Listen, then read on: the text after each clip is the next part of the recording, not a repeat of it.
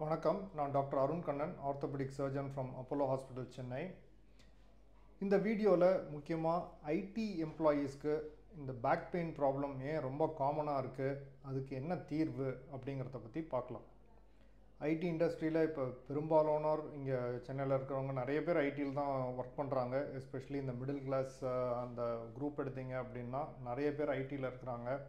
And இந்த குரூப்பில் பார்த்தீங்க அப்படின்னா இந்த பேக் பெயின் ஆர் முதுகு வலி, தண்டுவட ப்ராப்ளம்ஸ் இதெல்லாம் ரொம்பவே அதிகம். அதுக்கு என்ன காரணம் அப்படின்னு பார்க்கும்போது, நம்பர் 1 காரணம் லாங் ஒர்க்கிங் ஹவர்ஸ். ரொம்ப நேரம், கிட்டத்தட்ட ஒரு 8லேருந்து 10 மணி நேரம் மினிமம் நிறைய பேர் இந்த ஐடி ஃபீல்டில் இருக்கிறவங்க உட்காந்தே ஒர்க் பண்ணுறாங்க. காலையில் ஆரம்பிக்கும் போது நல்ல போஸ்டர்லாம் மெயின்டைன் பண்ணி ஸ்ட்ரிக்டாக எரெக்டாக ஸ்ட்ரெயிட்டாக உட்காந்து ஆரம்பிப்பாங்க. நாள் ஆக ஆக கூன் போட்டு இந்த மாதிரி ஆகிடுறாங்க. ஸோ லாங் ஒர்க்கிங் ஹவர்ஸ் டெஃபினட்டாக இது ஒரு ப்ராப்ளம். இன்னொன்று பார்த்தீங்க அப்படின்னா இந்த ஒர்க் ஃப்ரம் ஹோம் கான்செப்ட். இப்போ இந்த ஒர்க் ஃப்ரம் ஹோமில் பார்த்தீங்க அப்படின்னா ஆஃபீஸ்லேயாவது நல்ல சேர் இருக்கும், டேபிள் இருக்கும், எல்லாம் எர்கனாமிக்கலாக எல்லாம் பிளான் பண்ணி டிசைன் பண்ணி வச்சுருப்பாங்க. பட் ஒர்க் ஃப்ரம் ஹோம் பண்ணும்போது இன்னுமே இதோட இந்த தாக்கம் அதிகமாகிடுது. ஏன்னா ப்ராப்பர் போஸ்டர் இருக்கிறது கிடையாது. கண்ணா பின்னான்னு சோஃபாவில், பெட்டில், டைனிங் டேபிளில் இந்த மாதிரி உட்காந்து ஒர்க் பண்ண ஆரம்பிச்சிடுறாங்க. ஸோ இந்த மாதிரிலாம் ஒர்க் பண்ணும்போது பேக்குக்கு சுத்தமாக கேர் இருக்கிறதில்ல. கண்ணா பின்னான்னு போஸ்டரில் 8 மணி நேரம் 10 மணி நேரம் உட்காரும்போது பேக் பெயின் வராமல் இருக்கிறது தான் சர்ப்ரைஸ் ஆகிடுது. ஸோ இதில் இந்த போஸ்டருக்கும் பேக் பெயினுக்கும் என்ன சம்மந்தம், அது பற்றி நம்ம தெரிஞ்சுக்கிறதுக்கு இந்த தண்டுவடத்தோட அமைப்பை பற்றி கொஞ்சம் புரிஞ்சுக்கிட்டால் இன்னும் ஒரு நல்ல அண்டர்ஸ்டாண்டிங் கிடைக்கும். இப்போ இந்த பேக் போன் ஆர் ஸ்பைனல் காலம் அப்படின்னு சொல்கிறது இந்த தண்டுவடம் அப்படின்னு சொல்கிறோம். ஸோ இது பேக்கில் இருக்கிற ஒரு எலும்போட அமைப்பு. ஒரு எலும்பு கிடையாது, நிறைய எலும்புகள். எக்ஸாக்டாக சொல்லணுன்னா ஒரு 33 எலும்புகள் சேர்ந்து அமையக்கூடிய ஒரு காலம். ஒரு பில்லர் மாதிரி இருக்கும், பட் சின்ன சின்ன எலும்பாக சேர்ந்து அமைகிறது தான் இந்த பேக் போன். இது கழுத்தில் இருக்கிறது சர்வைக்கல் ஸ்பைன் அப்படின்னு சொல்லுவோம். இந்த செஸ்ட் பகுதியில் இருக்கிறது டார்சல் ஸ்பைன் அப்படின்னு சொல்லுவோம். கீழ் முதுகில் இருக்கிறது லம்பார் ஸ்பைன் சொல்லுவோம். அது கீழே இருக்கிறது சேக்ரம்னு சொல்லுவோம். ஸோ இது ஒவ்வொரு இடத்துலையும் ஒவ்வொரு மாதிரி அமைப்பில் இருக்கும். இப்போ இதுலேயே பார்த்தீங்கன்னா ஒருத்தர் சைட்லேருந்து பார்த்தீங்கன்னா தண்டுவடம்ங்கிறது ஸ்ட்ரெயிட்டாக இருக்கிறது இல்லை, இந்த மாதிரி கர்வ்ஸ் இருக்கும். இந்த கழுத்து போர்ஷனில் முன்னாடி பக்கமாகவும், நெஞ்சோட போர்ஷனில் பின்னாடி பக்கமாகவும் வளைஞ்சிருக்கும். திருப்பி அதே கீழ் முதுகுக்கு வந்தீங்கன்னா முன்பக்கமாக வளைஞ்சிருக்கும். ஸோ இதெல்லாம் இந்த ஸ்பைனல் காலம் ஆர் ஸ்பைன் போனில் இருக்கிற கர்வ்ஸ் அப்படின்னு தான் சொல்லுவோம். ஸோ ஸ்ட்ரெயிட்டாக இருக்கிறதுல வளைஞ்சு தான் நம்ம ஸ்பைன் இருக்குது. அண்ட் முக்கியமான விஷயம், ஒரு எலும்பு கிடையாது, மல்டிபிள் ஸ்மால் போன்ஸ், இதை சேர்ந்தது தான் இந்த ஸ்பைனல் காலம். ஸோ இப்போ ஒரு இடத்துல எடுத்து பார்த்தோம்னா 2 போனுக்கு நடுவில் இந்த டிஸ்க் அப்படின்ற ஒரு குஷன் இருக்கும். இந்த இடத்துல இருக்கிறது இதுக்கு பேர் டிஸ்க் அப்படின்னு சொல்லுவோம். 2 எலும்புக்கு நடுவில் ஒரு குஷன் மாதிரி இருக்கும். ஒரு ஜவ்வு வகை தான் இந்த டிஸ்க் ப்ராப்ளம்ங்கிறது நிறைய பேர் கேள்விப்பட்டிருப்பீங்க. இதுலேருந்து தான் ஆரம்பிக்கும்.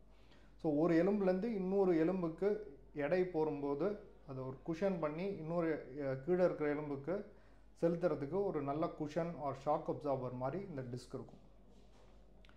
ரெண்டாவது பார்த்தீங்க அப்படின்னா இதுலேயே இங்கேருந்து வர்றது இந்த ஒரு எல்லோ கலரில் வர்றது இந்த நரம்பு. ஸ்பைனல் கார்டுங்கிறது ஒரு நரம்பு ஸ்ட்ரக்சர்.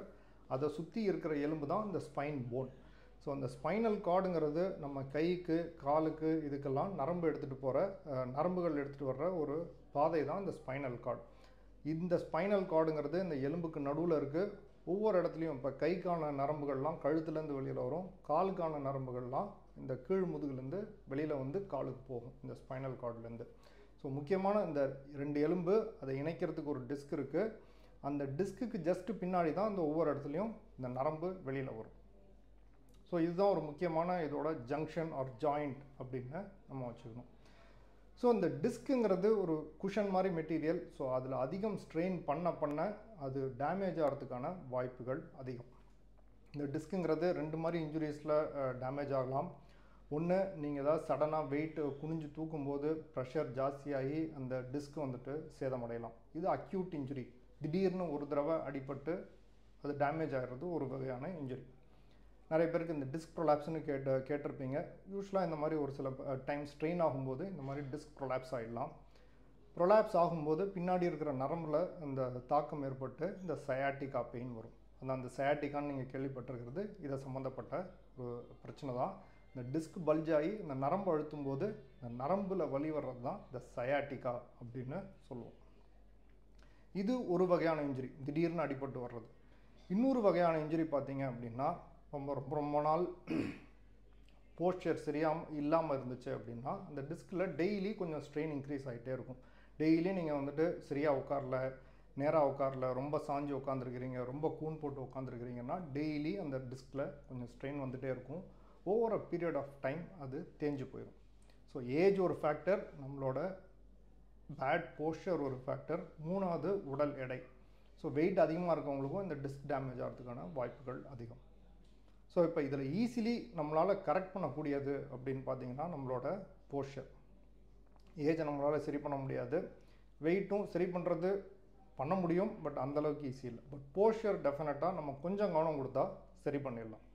இது முக்கியமாக ஐடி எம்ப்ளாயீஸ் 8 மணி நேரம் 10 மணி நேரம் ஒர்க் பண்ணுறவங்களுக்கு இந்த போஸ்டருங்கிறது ரொம்ப முக்கியம்.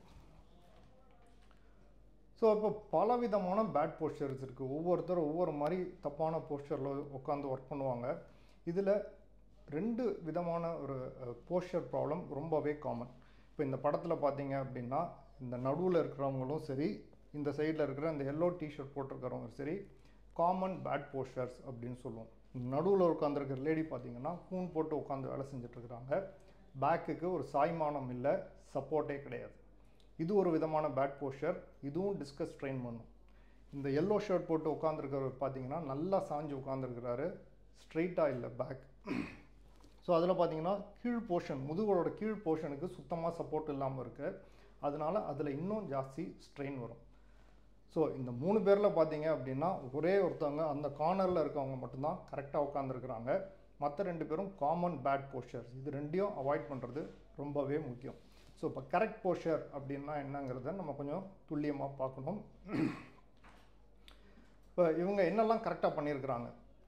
சேர் கரெக்டான ஹைட்டில் இருக்குது, ஃபுல் பேக் சப்போர்ட் பண்ணுற மாதிரி சேர் வச்சுருக்கிறாங்க. ஸோ மேல் முதுகுலேருந்து கீழே வரைக்கும் சப்போர்ட் ஆகிற மாதிரி சேர், அதில் நல்லா பின்னாடி போய் சாஞ்சு உட்காந்துருக்குறாங்க. பேக் ஓரளவுக்கு ஸ்ட்ரைட்டாக இருக்குது, கொஞ்சம் பார்த்தீங்கன்னா லேசான ஸ்லாண்ட் இருக்குது, விச் இஸ் நார்மல். ஃபுல்லாக நம்ம ஃபுல் ஸ்ட்ரைட்டாக உட்காரணும் அப்படின்னு பார்த்தோம் அப்படின்னா கொஞ்சம் நேரம் தான் அந்த மாதிரி உட்கார முடியும். போக போக அந்த மாதிரி மெயின்டைன் பண்ண முடியாது. கொஞ்சம் ஒரு 10 டிகிரி ஸ்லாண்ட் பண்ணி உட்காந்திங்கன்னா நாள் பூரா கிட்டத்தட்ட இதே மாதிரி உட்காந்து நம்ம ஒர்க் பண்ணலாம். கீழ் முதுகுக்கான சப்போர்ட் ரொம்ப முக்கியம். ஸோ நல்ல சேரில் ஃபுல்லாக பின்னாடி போய் பட்டக்ஸ் சேரில் இடிக்கிற அளவுக்கு உட்காரணும்.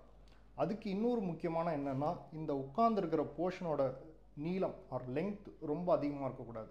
இது ரொம்ப லெங்த் அதிகமாக இருந்துச்சு அப்படின்னா நம்மளை நேச்சுரலாக சேருக்கு முன்னாடி தள்ளிடும். ஸோ முட்டிக்கு பின்னாடியும் இந்த சேருக்கு நடுவுலையும் கொஞ்சம் கேப் இருக்கணும். ஸோ இந்த இடத்துல இந்த ரெட் போர்ஷன் சேரில் முடியுது, அவங்களுக்கும் முட்டியோட பின்பகுதிக்கும் கொஞ்சம் கேப் இருக்கணும். அப்போ தான் இவங்களால் நல்லா பின்னாடி போய் சாஞ்சு உட்கார முடியும். ஸோ இதில் சேரோட ஹைட்டும் முக்கியம். நல்லா கால் கீழே பதிஞ்சிருக்கணும், தரையில் இருக்கணும், இல்லை ஒரு ஃபுட் ஸ்டூல் வச்சு உயர்த்தி இருக்கணும். அதாவது நம்ம தொடை பார்த்தீங்க அப்படின்னா கிரவுண்டுக்கு பேரலாக இருக்கணும், இல்லை முட்டி கொஞ்சம் இடுப்பை விட கொஞ்சம் மேலே வரலாம். ஹிப் ஜாயிண்ட்டை விட கொஞ்சம் முட்டி மேலே வந்தாலும் பரவாயில்ல, முட்டி கீழே இருக்கக்கூடாது. அதாவது சேர் ரொம்ப உயரமாக வச்சுக்கிட்டோம் அப்படின்னா முட்டி சாதாரணமாக கீழே இறங்கிடும். அதே மாதிரி நம்ம பேக்கையும் முன்னாடி இழுத்துரும். அப்படி பண்ணோம் அப்படின்னா சேரில் பேக் போய் ரெஸ்ட் ஆகாது, அகெயின் பேக் ஸ்ட்ரெயின் வரும். ஸோ உட்கார்றப்ப சேர் ஃபுல் பேக் சப்போர்ட், சேரில் நல்லா பின்னாடி போய் கீழ் முதுகும் பட்டக்ஸும் சேரில் ஒட்டணும்.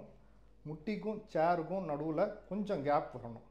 அதே சமயம் நம்ம தொடை வந்துட்டு கிரவுண்டுக்கு பேரலாக இருக்கணும், இல்லை முட்டி வந்துட்டு இடுப்பை விட கொஞ்சம் மேலே இருக்கணும். இதெல்லாம் தான் காமன் கரெக்ட் போஸ்டர் மெத்தட்ஸ். இன்னொன்று பார்ப்போம். நிறைய பேர் 8 மணி நேரம் தூங்குறதுங்கிறது டெஃபினெட்லி காமன். ஸோ படுக்கிற போஸ்டரும் முக்கியம். படுக்கிற மேட்ரஸும் முக்கியம். நம்ம பேக் முன்னாடியே பார்த்தோம், ஸ்ட்ரெயிட் லைன் கிடையாது, வளைஞ்சு கொடுத்து தான் இருக்குது. ஸோ நம்ம ஹார்ட் ஃப்ளோரில் நேராக ரொம்ப நேரம் படுக்கிறது பேக்குக்கு கொஞ்சம் டிஸ்கம்ஃபர்ட் காஸ் பண்ணோம், அந்த அளவுக்கு உசிதமானது கிடையாது. ஸோ இப்போ நம்ம மேட்ரஸுங்கிறது ரொம்ப சாஃப்டாக இருந்துச்சு அப்படின்னா அந்த வளைவுகளுக்கு சப்போர்ட் கொடுக்காது, கீழே இறங்க விட்டுரும். ரொம்ப ஹார்டாக இருந்ததுனாலும் பேக்குக்கு அந்த அளவுக்கு சப்போர்ட் நல்லா இருக்காது.